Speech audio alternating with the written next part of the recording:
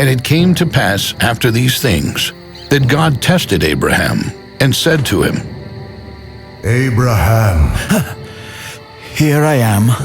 take your son, your only son Isaac, whom you love, and go to the land of Moriah. There you are to offer him as a burnt offering on a mountain that I will tell you.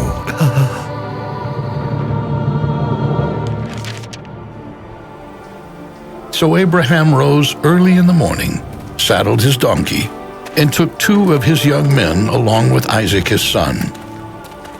He cut the wood for the burnt offering, and he went toward the place God had told him. And on the 3rd day, Abraham raised his eyes and saw the place in the distance. And Abraham said to his young men, Stay here with the donkey. I and the boy will go there and worship, and we will return to you.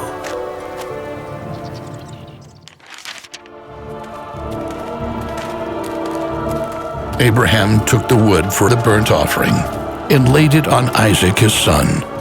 Then he took the fire and the knife, and together they went on.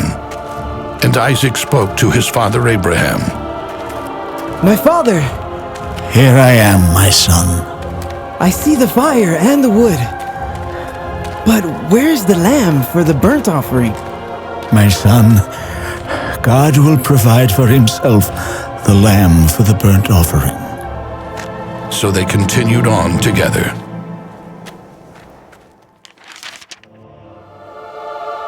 When they came to the place that God had told him of, Abraham built the altar, set the wood in order, bound Isaac his son, and laid him on the altar.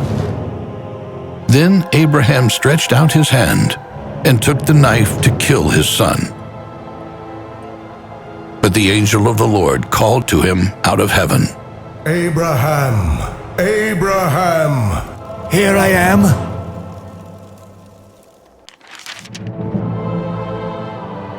Do not lay your hand on the boy. Do not do anything to him.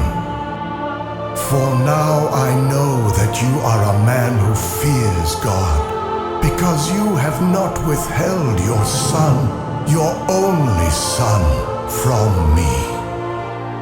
And Abraham looked up, and there behind him was a ram caught in the bushes by his horns. And Abraham went and took the ram, and offered it up for a burnt offering in place of his son. And Abraham called the place Yahweh Yireh, as it is said to this day, on the mount of the Lord it shall be provided.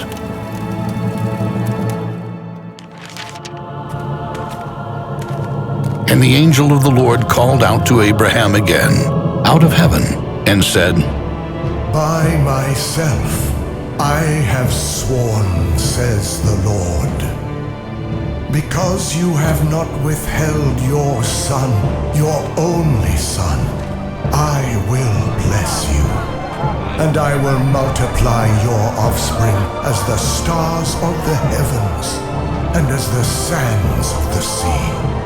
Your offspring will possess the cities of their enemies, and by your offspring all the nations of the earth will be blessed, because you have obeyed my voice.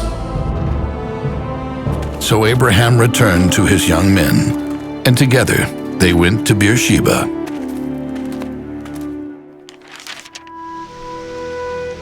Sarah lived to be 127 years old, and she died in Hebron in the land of Canaan. And Abraham came to mourn Sarah and weep for her. Then Abraham rose up and spoke to the sons of Heth. I am a stranger and living as a foreigner here with you. Let me have a burial site with you, so that I may bury my wife. And the sons of Heth answered Abraham, saying, Listen to us, my lord. You are a prince of God among us, so choose any of our tombs to bury your dead. Not one of us would refuse his tomb. Abraham bowed himself before the people of the land and said, If it is your desire to allow me to bury my dead, then listen to me. Ask Ephron, the son of Zohar, to sell me the cave of Machpelah, which he owns, the one at the end of his field. Ephron the Hittite was sitting among the sons of Heth, and he answered Abraham, saying, No, my lord, listen to me. I am giving you the field with its cave. In the presence of my people, I give it to you. Abraham bowed again before the people of the land and said to Ephron, Please listen to me. I will pay the full value for the field. Accept it from me, and I will bury my dead there. My lord, listen to me. The plot of land is worth 400 pieces of silver. What is that between me and you? Then Abraham listened to Ephron and weighed out 400 shekels of silver in the presence of the sons of Heth. And after this, Abraham buried his wife Sarah in the cave of Machpelah by Mamre in the land of Canaan. Then Abraham reached out his hand and took the knife to slaughter his son. But the angel of the Lord called to him from heaven and said, Abraham, Abraham. And he said, Here I am. He said, Do not lay your hand on the boy or do anything to him. For now I know that you fear God, seeing you have not withheld your son, your only son, from me. Genesis chapter 22, verses 10 to 12.